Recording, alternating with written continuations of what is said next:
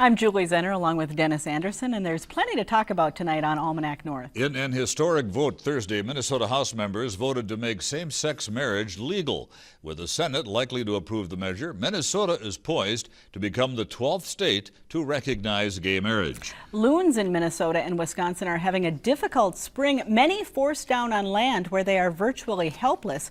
We'll tell you how to help tonight. And the annual Letter Carriers Food Drive is Saturday, your chance to help local food shelves. These stories and a lot more coming up next on Almanac North.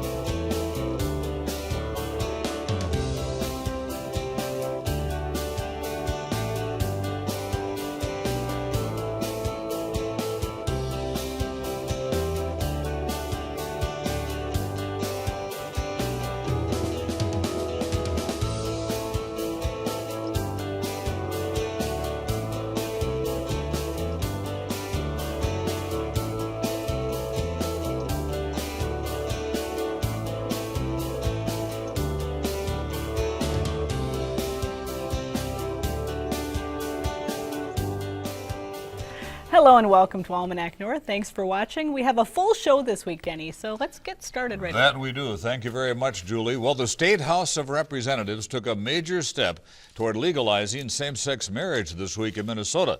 The House voted 75 to 59 to give gay partners who marry the same legal rights as straight couples who get married. Now, if approved, as expected by the Senate next week, the governor has said he will sign the measure into law. Joining us now with reaction is Linda Krug, a Duluth City Councilor and professor at UMD, and Kathy Nelson is the pastor at Peace United Church in Duluth, which has been working toward marriage equality. Thank you both for being here this evening. Linda, this is quite a turnaround from what was happening just last year in Minnesota. Just last year, and sometimes I have to pinch myself. I just can't believe we are here. Why such a fast turnaround? I think it has a lot to do with the anti one man, one woman to put it in our Constitution. The constitutional amendment really galvanized support. A lot of students in my program were involved in defeating that amendment, and some say it was the larger population in the Twin Cities, where perhaps more young people live, that that helped that effort. Do you think that's probably true? I do think that's true. I think there is a definite age division, that those under 40 don't seem to have any difficulty with gay marriage, and those over, not all, but some do. Kathy, your congregation at Peace Church has been very out front and active in this cause.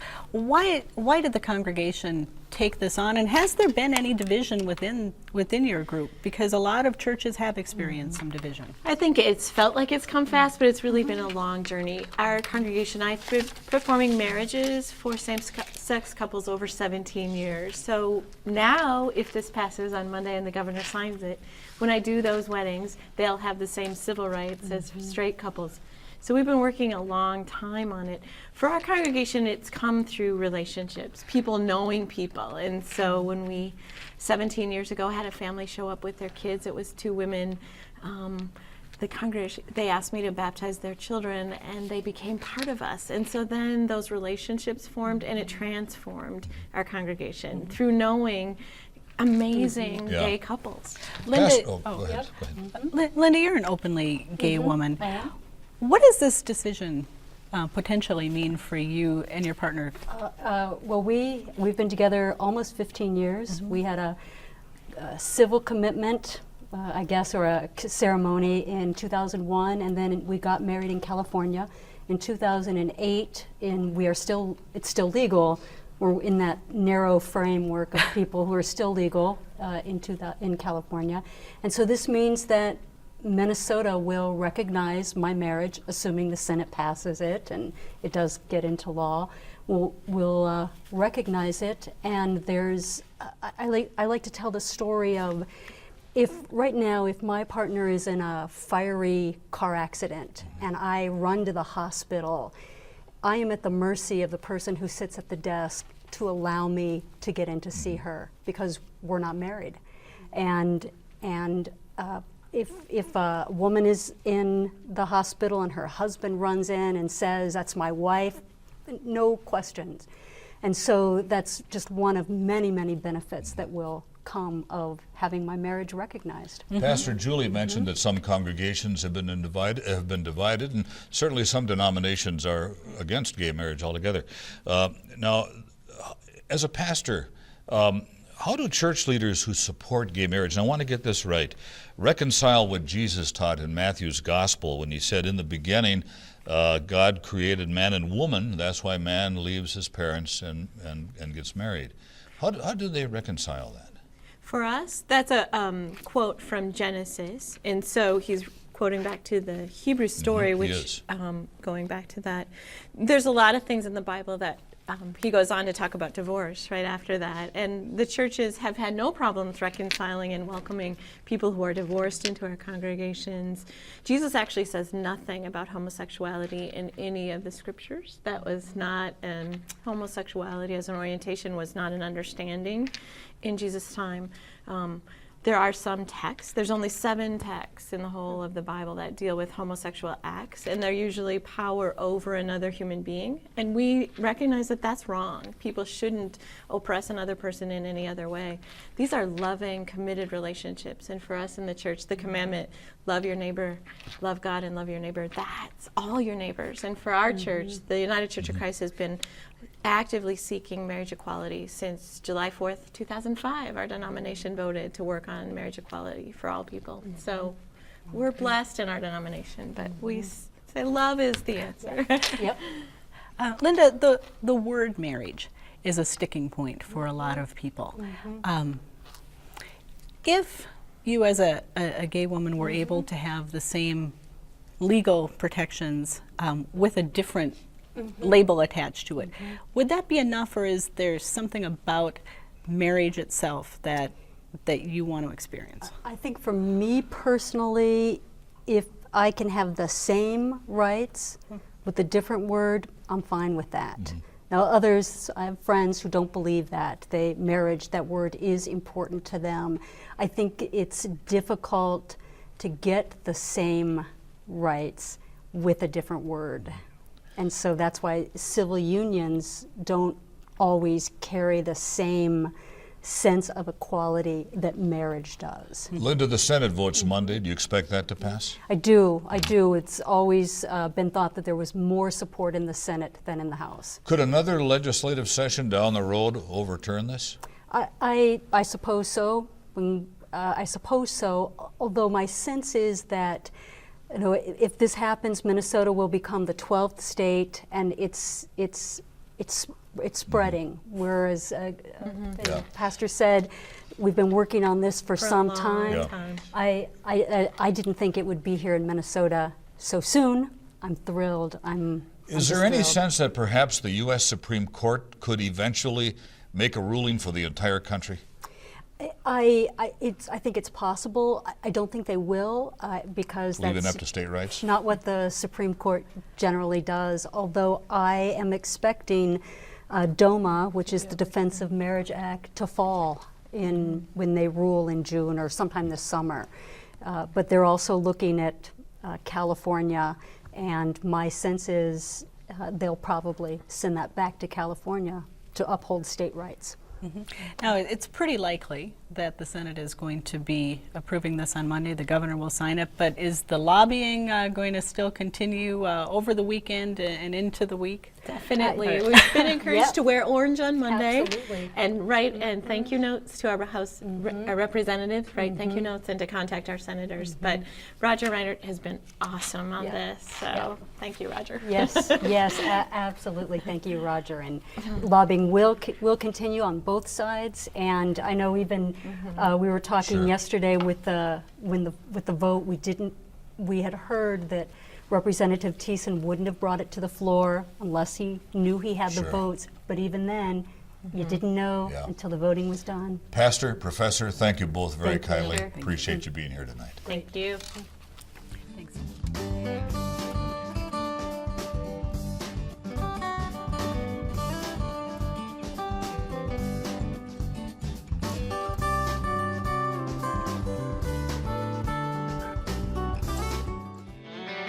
Now, let's dig into our news file archive for a look at what was making news 25 years ago this week. A plan to raise over 4 million pounds of fish a year in pit mines around Chisholm has people upset.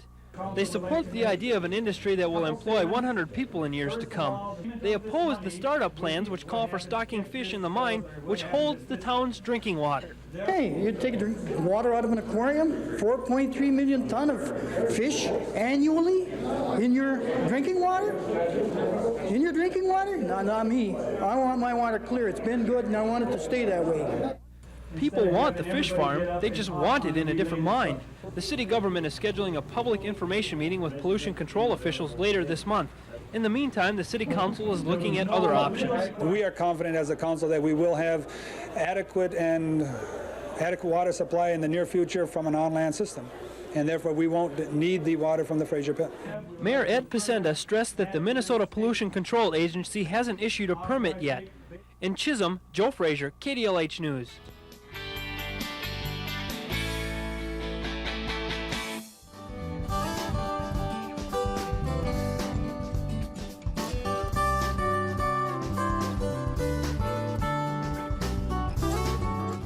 An icy storm in northwestern Wisconsin and lingering ice on many Minnesota lakes is causing big problems for loons and other waterfowl.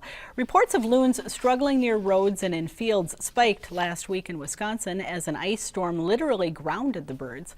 In Minnesota, frozen lakes in May are also causing problems. But fortunately, there are organizations in the region that can help these wayward critters and get them back into the lakes where they thrive. And joining us now is Nancy Wolfe, president of the Wildwoods Rehabilitation Board here in Duluth, and Erica LeMoine is the coordinator of LoonWatch program at the Sigurd Olson Institute at Northland College in Ashland. And thanks for being here. Thank you. Interesting story. Erica, what happened last week in Wisconsin?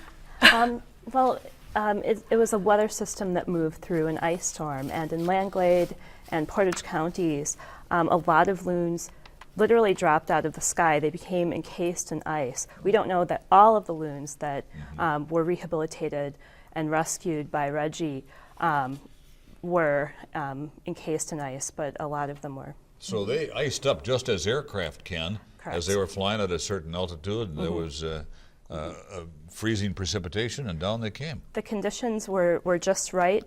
This is a very rare event. The last Yeah. time this happened was about 15 years ago. Okay, so this has happened before. This has happened before. Yeah. Are there weather-related issues with the loons in Minnesota this year as well? Yes, in Minnesota what we're finding is because the lakes are still frozen, the loons do not have a place to land, and they tend to be night migrators. So what is happening is if they see, as they're flying at night, they will see a roadway and it's wet and it's shiny and they think it's water, so they'll land on it. The problem with that is once they land, they cannot move. Here's one now, in fact. Yes, exactly. And so they are stuck, so they need human intervention so that we can help them get on their way. The best way to do that is to call a rehabber first and find out what is the best approach. If you're not sure, a rehabber can walk you through it or they'll help. If people aren't familiar with loons, they actually run on top of the water to take off, and they run some distance. Almost a quarter of a mile, and the same with the grebes. They are a smaller bird, but they need also almost a quarter mile to take off on the water. They are similar to the size of a mallard duck, if you wanted to make a size comparison. So that loon right there physically can't move. No. It can sort of shuffle. Yeah. The legs are way on Can't the get up back and of the walk body, away, but for it example. cannot. It needs that quarter-mile runway to be Yeah, you able can to see how escape. far back the legs are and how much trouble it would be to try to walk with that. Yeah. Right. As far as the numbers of loons that you're seeing this year, is that significantly greater than what you typically do in a year? Yeah, we haven't seen this kind of event before. Marge Gibson picked up 57 loons. She released 52 of them. She has 5 of them still in her rehabilitation center. What should someone do if they find a loon that just can't move? I would say the best thing to do is get in touch with a local rehabber in Duluth. Wildwoods is a local contact. The best thing to do, pick up the phone and call them. We also have a Facebook page that gives instruction as to who to contact. Okay. And we'll give instruction, or worst case scenario, we'll send a rehabber out to help out. They should maybe not pick the bird up. They have to be very careful with a loon. A loon can take an eye out in an instant with their sharp beak, so it's very important to do it correctly. Yes. Are the loons that are being found, are they hurt? Are they dead? Can they be rehabbed? I guess I'm just kind of getting at, could this potentially really impact the loon population in our area? It certainly could, because they should be beginning their nesting, and right now they can't do that. The loon that we found the other day was in good shape. We fed it a lot of minnows and let it go at Brighton Beach, and it took off and was very happy. I don't know what they found in Wisconsin as far as injuries. Yeah, in terms of what I've heard from Marge Gibson, who runs Reggie, they've had to wash these birds off. They're full of sand and soil, and that removes the oil coating on their feathers, which keeps them waterproof and keeps them warm. And so it takes about a few days for them to repreen and re-oil their feathers, and then they can release them. If a loon or a grebe is found dead, is there an agency in the state that might want to study that loon or grebe? What a person can do is call a local rehabber or the DNR, and the DNR will instruct them. Okay. DNR is a very good resource for that sort of thing as well. Yep. And the Wisconsin Department of Natural Resources would want to perform a necropsy to determine the cause of death. Yeah, good information. Now, loons typically return to the same lake every year, correct? Correct. If they come up here and their lake is iced over, will they go to a different lake, or could some lakes shift their loon populations because of late ice? Right now, there's a bottleneck, so they are waiting for their territorial lake to open up. And so, throughout Minnesota and Wisconsin and Michigan, there are still lakes that are iced up. But not only are our Midwestern loons trying to make it to their territorial lakes, in Canada there are over 500,000 loons. Wow. So there are a lot of loons moving through the Midwest to get Are some up of to these the loons that are not finding open water turning around, going back and seeking open water? Yes. They are. Yes, they sort of hopscotch Okay. to try and get to open Yeah. water. That's typically how they get to their territorial lake as ice goes out. And the general health of the loon population up here, what are you seeing? Seems to be good. The loons that we've found have been in good shape. So we haven't lost any loons. We did lose 2 grebes that just had serious injuries from their landings on the roads. But for the most part, the loons seem to be faring well. We did find 1 loon today on the beach here in Duluth, but it's a result of blood poisoning from fishing tackle. Oh boy. And that loon is not doing well, so we don't expect it to survive the night. But as far as the loons, the weather-related issues, we've not seen any big problems. On average, here they in live Duluth. how long? 25 to 30 years. Really? They're very long-lived birds. Wow. And so iconic in this area. I mean, I just think about how people feel so connected and look for that sound. Is that what got you involved personally in loons? No, well, I got involved because of Wildwoods, and we rescue all sorts of wild animals in an effort to return them to the wild, and loons are part of our year. How about you? I'm from southern Wisconsin, and all our family vacations were up north, so they hold a dear part of my heart. So yeah, definitely. Fascinating All subject. right. Well, thank you so much for what you're doing, and good luck to all those loons that are out there. I hope they make it safely to the lake they're supposed to be on. Thank you so much. Thank you. Thank you.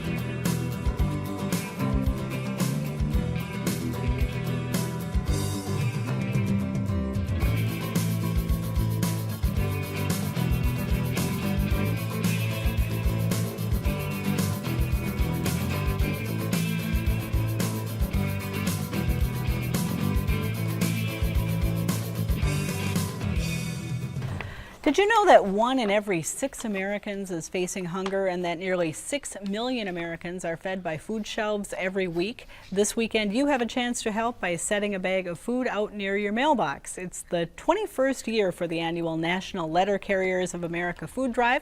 The letter carriers and other volunteers will distribute that food to area food shelves as they help stamp out hunger.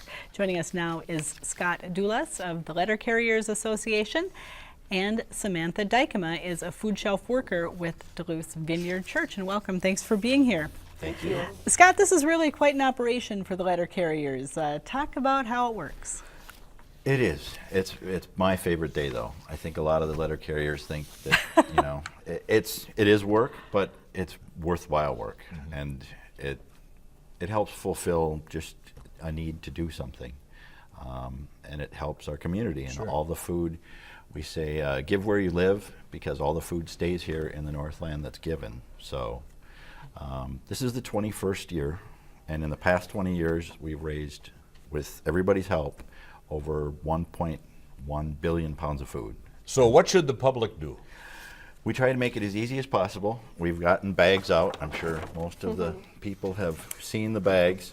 And all you have to do is fill them up, and we will come and pick them up. We've got volunteers who help us, so don't feel guilty about making it really heavy. So tomorrow, while you're making your mail rounds, you'll pick up the food. That's correct. Yeah. The food shelf have volunteers that help the letter carriers? Yes, yeah. So actually up at Fruit of the Vine, we collect in the Lakeside area, and all of that food we collect in Lakeside comes up to us at the vineyard up on Arrowhead. But yeah, but throughout the whole community, it's really cool because we start at the main dock, which is on the 2800 block of Michigan Street. And so that's where teams of volunteers are, and they go out and collect with the postal workers, which is really nice. And so like Scott said, it all stays local. So Fruit of the Vine collects out in Lakeside, and then that comes to Fruit of the Vine up at the vineyard, and that's ours. And then throughout Duluth, they all bring to the main dock. The letter carrier doesn't have to stuff his letter bag with all the foodstuffs. No. There are volunteers who go with the letter carriers. And if people want to come volunteer tomorrow, they certainly can. Just go to either the main office between 8 and 5 or Mount Royal. Are there certain types of food that you're specifically looking for, or light ones? No, not necessarily light.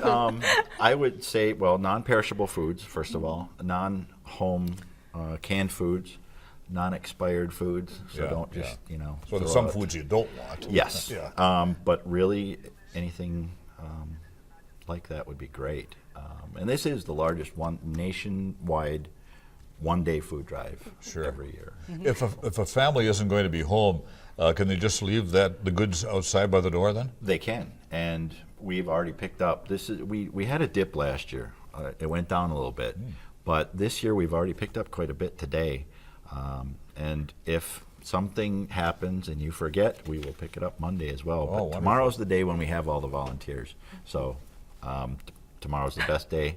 And get it out at 9 a.m. and we will have volunteers who help pick it up. So. Samantha, how great is the need right now in our community? The need is huge. We have quite a few food shelves in this area, and looking back to last year, it was almost 58,000 households that use the food shelves. So, at Fruit of the Vine, on average, it's 500 people a month that come to our food shelf. And so it's quite a bit. And in one day, we can give away 2,500 pounds of food And in just one day. So it makes all the difference, like especially like he was saying, in the 20 years, in the 20 times that we've done it in the 20 years, that's a lot of food that's able to be given to families. Now this is done nationally? It is done nationally. It's always in all places. It's tomorrow. It is tomorrow, and it's kind of picked this weekend for a reason, even though it's Mother's Day, and that helps remind you that mothers feed America. And it's fishing opener, which is kind of working out well for us this year because less people are going out of town. But it's picked because schools are going to be, letting out for the summer pretty soon, and so instead of the kids getting those school lunches, they're going to be needing food, and we can try and help stock, with everybody's help stock the food shelves. for the summer at least, and maybe into the fall. Now, if people don't want to leave canned goods or non-perishable items, can they leave a check? We Or- kind of discourage They that. do, okay. Although, you know, the food shelves can make the money go farther, it's just hard to get the checks, you know, Yeah. to them, and really we don't want to, especially the letter carriers don't want to be carrying cash or be responsible. Understandable, sure. All right, well, that's good advice, and thanks for what you're doing, and good luck tomorrow, and I hope that everybody gets their food out by 9 o'clock tomorrow morning. Thank you. Thank All you. right, thanks.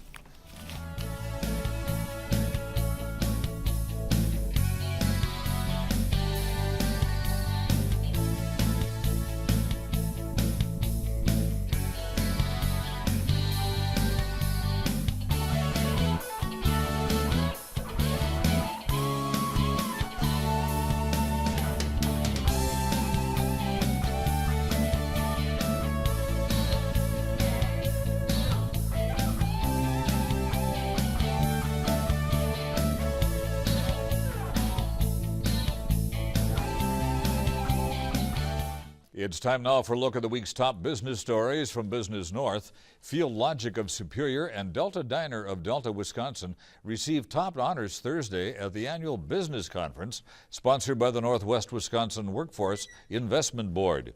Supporting goods manufacturer Field Logic was named Business of the Year for its continued growth and progressive employee training programs.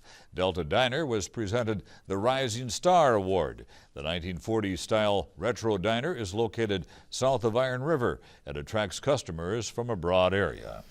A new commercial project is planned in Hermantown called Sugar Maple Crossing. The development by Steve Paulson of Platinum Properties will include 2 buildings at the corner of US 53 and Sugar Maple Drive. The design will be similar to the nearby Hermantown Square, Paulson said in his announcement. Initial tenants will include CrossFit, which offers physical conditioning programs, and Fastenal. The developer is also looking for potential retail, restaurant, and office occupants. A Two Harbors firm is expanding its footprint and expanding its scope. North Shore Architectural Antiques has acquired the historic Scandinavian Mercantile Building on 7th Street. The company needs more space for the antique radiators, doors, windows, sinks, lights, mantles, and trim that it acquires from older structures scheduled for demolition. Owners John and Christine McCarthy buy the materials and they resell them to customers who appreciate a retro look. The company also plans to open an art gallery and a crafting center in the new space. Now, for more on these and other stories, visit businessnorth.com. Our time is nearly gone, but you can still call with a comment. Dial 218-788-2849 to leave a message or send an email to almanacnorth@wdse.org and visit the WDSE website for our program schedule, news and updates about WDSE, and more about your favorite PBS shows. Denny, it might be tough out fishing for the opener this weekend. Lakes of any size are still ice covered, that's for sure. Yeah, so bring your auger. That might be ice fishing, but I don't think the ice is that safe. So I don't think so. I don't think so. No. Okay. People, be safe if you're going to be out there. For Denny and the crew here at Almanac North, I'm Julie Zenner. Have a great weekend.